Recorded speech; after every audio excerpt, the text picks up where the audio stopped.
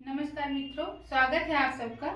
मित्रों, यह मेरा हिंदी व्याकरण का पहला क्लास है जिसमें हम सब मिलकर व्याकरण का शून्य से लेकर शिखर तक का सफर करेंगे। शून्य से शिखर तक कहने का अर्थ यह है जिसमें हम व्याकरण में ध्वनि क्या है, वर्ण क्या है और वर्णमाला क्या है, संज्ञा, सर्वनाम, क्रिया, विशेषण, लिंग, वचन, कारक या वाक्य क्या है, हर बिंदुओं पर विस्तृत चर्चा करेंगे। मित्रों, उसी क्रम में हम बढ़ते हुए देखेंगे कि व्याकरण क्या है।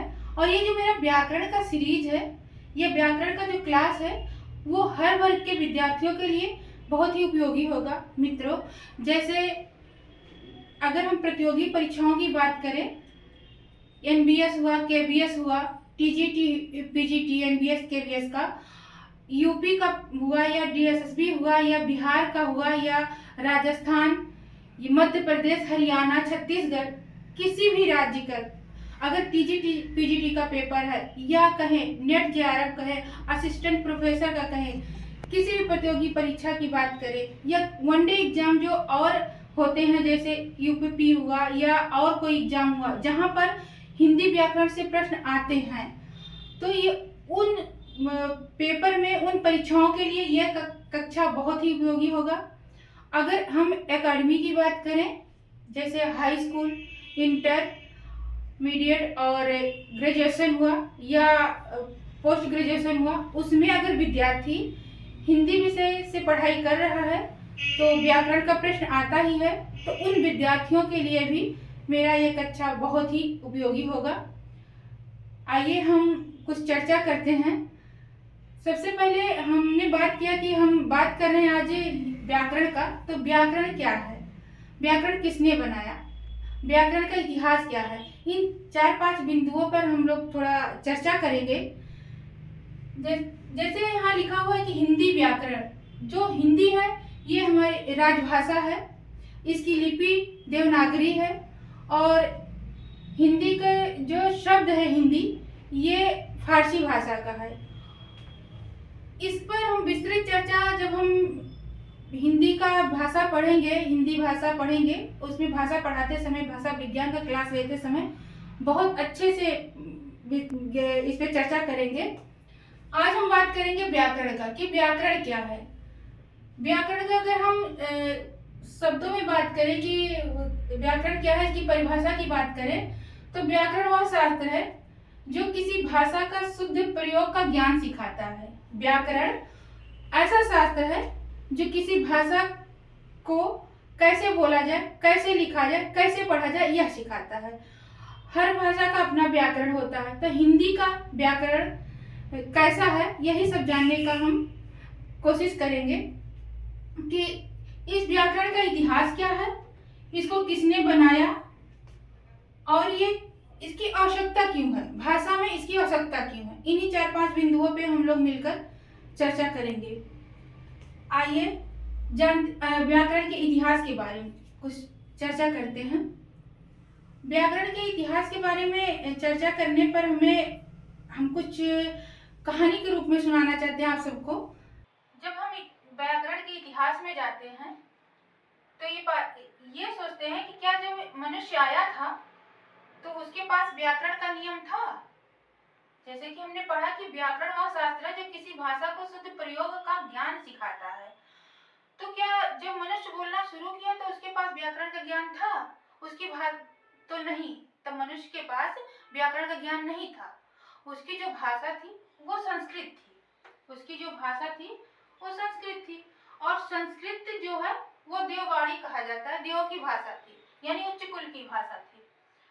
और इस संस्कृत को उच्च कुल के लोग बोलते थे, और इसकी जो लिपि होती थी वो वैदिक लिपि कही जाती थी, वैदिक संस्कृत कही जाती थी, वैदिक संस्कृत कही जाती। वैदिक संस्कृत से मतलब है कि जिसमें वेदों की रचना हुई हो, वो वैदिक संस्कृत है।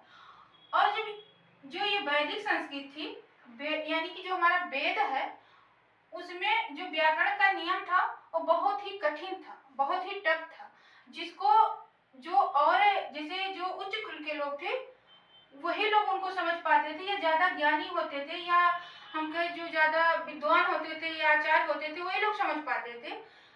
सबके पास उसका अर्थ नहीं पहुंच पाता था। तो जो बाद के व्याकरणाचार्य लोग आए, इसको थोड़ा सा सरल करके संस्कृत में ही कुछ और रचनाएं की। जैसे वैदिक संस्कृत में वेद और वेदांगों की रचना हुई, वेदों की रचना हुई, वेदांगों की रचना हुई। लेकिन जो बाद के व्याकरणाचार्य आए, उन्होंने लौकिक संस्कृत नाम दिया। जो बाद की संस्कृत आई उसे लौकिक संस्कृत नाम दिया, लौकिक संस्कृत नाम दिया। और इसमें जैसे रामायण हुआ, महाभारत हुआ,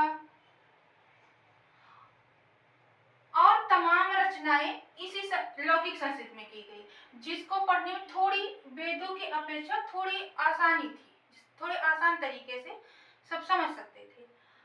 उसी समय की बात है जब लौकिक संस्कृत में रचनाएं हो रही थी, तो एक ऋषि थे जिसका नाम उपवर्ष था। उपवर्ष था, एक ऋषि थे उस समय जब लौकिक संस्कृत की रचनाएं हो रही थी। उसी समय एक ऋषि थे जिसका नाम उपवर्ष था। इन्हें हम वर्षा के नाम से भी जानते हैं, इस ऋषि को वर्षा के नाम से जानते हैं। और इनका एक गुरुकुल चलता था। गुरुकुल का मतलब है कि जैसे आजकल हम लोग गुरुकुल आजकल है, आज भी है गुरुकुल, लेकिन बहुत कम मात्रा में है। जैसे बालक लोग वहाँ जाते थे, उस क्षेत्र के बच्चे विद्यार्थी जाते थे, वहाँ शिक्षा ग्रहण करते थे, वेद वेदांगों के अध्ययन करते थे। तो वो गुरुकुल था। उपवर्ष ऋषि, ये जो उपवर्ष थे वो ऋषि थे। इन्हीं के यहाँ एक पाणिनि नाम के बालक शिक्षा लेने गया था। एक पाणिनि नाम का बालक शिक्षा लेने गया था, और पाणिनि के पिता का नाम पणि था। ये भी प्रश्न, यहाँ से प्रश्न कई बार पूछा गया है, इसलिए बता रही हूँ। और इनकी माता का नाम दाक्षी था। पिता का नाम पणि और माता का नाम दाक्षी था। पणि शिक्षा लेने गुरु ऋषि उपवर्ष के यहाँ गए हैं, और उपवर्ष के तमाम बालकों के साथ शिक्षा ग्रहण कर रहे हैं। उपवर्ष जैसे सारे बच्चों को शिक्षा दे रहे हैं, ज्ञान दे रहे हैं, वैसे पढ़नी को भी दे रहे हैं। कुछ समय बीतता है, पढ़नी उनके ज्ञान को सीख नहीं पाते हैं, और वो बालक परेशान होकर जाकर ऋषि उपवर्ष से एकांत में मिलते हैं और कहते हैं, गुरुजी, गुरुदेव, हम आपका सिखाया हुआ ज्ञान सीख नहीं पा रहा हूँ। गुरुदेव बोले कि तो फिर आप अपने घर जाके अपने पिता के कार्यों में हाथ बटाओ। जो पाणिनि है उन्होंने कहा, नहीं गुरुदेव, मुझे शिक्षा ग्रहण करना है, हर हाल में शिक्षा ग्रहण करना है। तो जो ऋषि थे, गुरु उपवर्ष थे, उन्होंने कहा कि आप जाइए भगवान शिव का आराधना कीजिए। किसका आराधना कीजिए? भगवान शिव का आराधना कीजिए। शिव का एक नाम आशुतोष भी है। आशुतोष का अर्थ है, आशु का मतलब होता है जल्दी, और तोष का मतलब संतुष्ट होने वाला। जो जल्दी से संतुष्ट हो जाए वही आशुतोष है। वो आपके प्रार्थना से जल्दी प्रसन्न होंगे और उनकी कृपा से आप ज्ञान प्राप्त कर सकते हो। गुरु की आज्ञा मानकर पाणिनि भगवान शिव का आराधना करने चले गए, और वो ध्यान मग्न होकर उनके प्रार्थना करने लगे। कहा जाता है कि भगवान शंकर जब प्रसन्न होते हैं तो ये एक नृत्य करते हैं, जिसे हम तांडव नृत्य के नाम से जानते हैं। और ये भगवान शंकर प्रसन्न होते हैं तो भी तांडव नृत्य करते हैं, और क्रोधित होते हैं तो भी तांडव नृत्य करते हैं। और वो तब तक करती हैं जब तक माता पार्वती का लास्य नृत्य नहीं होता। लास्य नृत्य, ये लास्य नृत्य कौन करता है? माता पार्वती करती हैं। पार्वती जी लास्य नृत्य करती हैं। क्या करने के लिए? भगवान शिव के तांडव नृत्य को शांत करने के लिए। भगवान शंकर के तांडव नृत्य को शांत करने के लिए माता पार्वती जी लास्य नृत्य करती हैं। और जब ये माता पार्वती लास्य नृत्य करती हैं और भगवान शंकर तांडव नृत्य करती हैं, एक ध्वनि उत्पन्न होती है। जब भगवान, ध्यान से सुनिएगा, बालक पारनी जो है भगवान शंकर का अपने गुरु का आज्ञा मानकर आराधना कर रहे हैं। भगवान शंकर प्रसन्न होकर तांडव नृत्य करने लगे, तो वो शांत करने के लिए माता पार्वती लास्य नृत्य कर रही हैं। और इन दोनों नृत्यों के साथ होने से एक ध्वनि उत्पन्न होती है, और इस ध्वनि को सुन रहे हैं पारनी। ध्यान मग्न कौन सुन रहा? पारनी।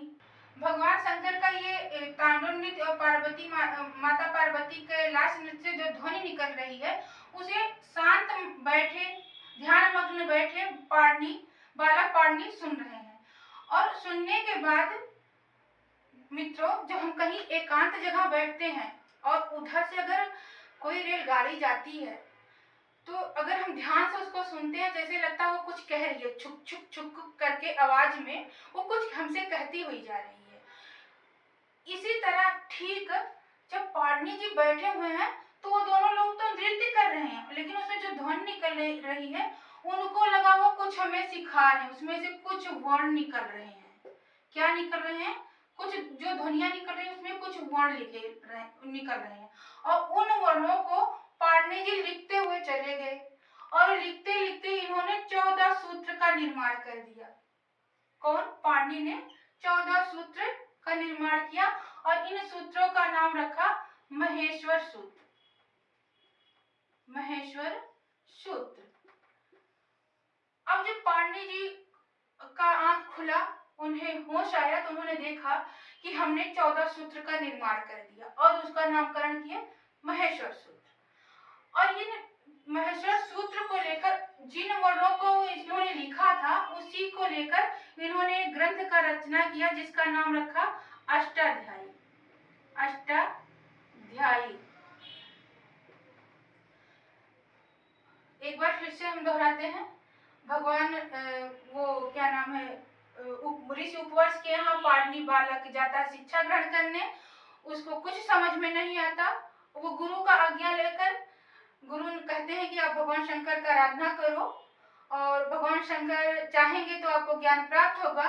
तो वो उनकी आराधना एकांत में बैठ के कर रहे हैं। भगवान शंकर इतने प्रसन्न होते हैं कि वो तांडव नृत्य करने लगते हैं, और उनको शांत करने के लिए माता पार्वती लास्य नृत्य करती हैं। इन दोनों नृत्यों के माध्यम से जो ध्वनि उत्पन्न होती है, दोनों नृत्यों के साथ होने की वजह से, उन ध्वनियों को पारनी एकांत बैठे सुन रहे हैं, और उन ध्वनियों से वो कुछ लिखते जा रहे हैं, जिससे 14 सूत्र का निर्माण हो जाता है। और जब पारनी को चेतना आता है, तो उन्होंने इन सूत्रों के माध्यम से एक ग्रंथ लिखते हैं अष्टाध्यायी नाम से। और ये ग्रंथ जो है, ये व्याकरण ग्रंथ है। ये जो ग्रंथ है, ये कैसा ग्रंथ है? व्याकरण ग्रंथ है।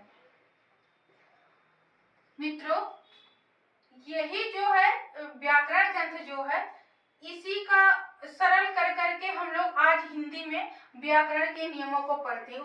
इसी ग्रंथ में व्याकरण के तमाम नियम दिया गया है कि हमको और क्या पढ़ना है और कैसे पढ़ना है।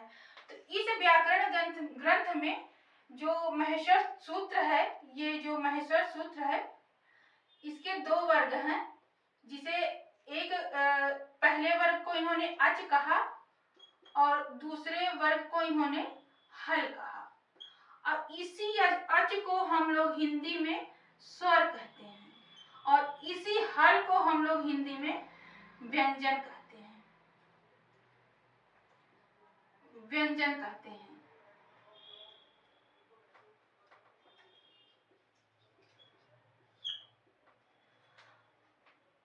मैं उम्मीद करती हूँ कि आप सबको हमारी भाषा समझ में आई होगी, जितना हमने पढ़ाया है। हम कोशिश कर रहे हैं कि आप सबको व्याकरण से जोड़ पाए कि व्याकरण शब्द हमें कहाँ से मिला। हमें पता चला कि यह व्याकरण लिखने वाले कोई और नहीं, हमारे पारनी जी हैं, और जहाँ से हमें स्वर और व्यंजन मिला।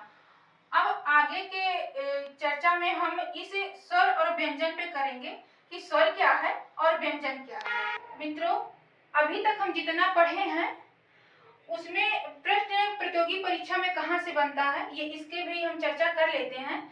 जैसे पहला प्रश्न बनेगा कि पाणिनि के पिता का क्या नाम था, तो हमने पीछे पढ़ लिया है कि पणि था, और इनके गुरु का नाम उपवर्ष था। आप लोग ध्यान दीजिएगा, उपवर्ष था। इनके माता का नाम दाक्षी था। ये तीनों ही प्रश्न कई बार प्रतियोगी परीक्षा में आ चुके हैं। और तांडव नृत्य किसने किया था या लास्य नृत्य किसने किया था, ये भी एक प्रश्न है। आशुतोष नाम किस भगवान का है, ये भी पर्यायवाची के रूप में पूछा जाता है। और इसके बाद ये परिभाषा जो है व्याकरण का, ये भी ऐसे के ऐसे पूछ लिया जाता है। तो इस प्रकार जितना भी चीज हमने यहाँ पढ़ा है, लिखा है, उसके प्रत्येक बिंदु को हम प्रश्न के रूप में देखते हैं। प्रत्येक बिंदु एक प्रश्न है जो प्रतियोगी परीक्षाओं में कई बार पूछा जा चुका है। और हम लोग ये आज जाने कि किस प्रकार से हमें व्याकरण का ग्रंथ मिला जो हमें नियम बताता है व्याकरण। आगे की कक्षा में हम स्वर के बारे में जानेंगे और व्यंजन के बारे में जानेंगे, उसके नियमों के बारे में जानेंगे। तो मिलते हैं नेक्स्ट क्लास में। धन्यवाद आप सबको।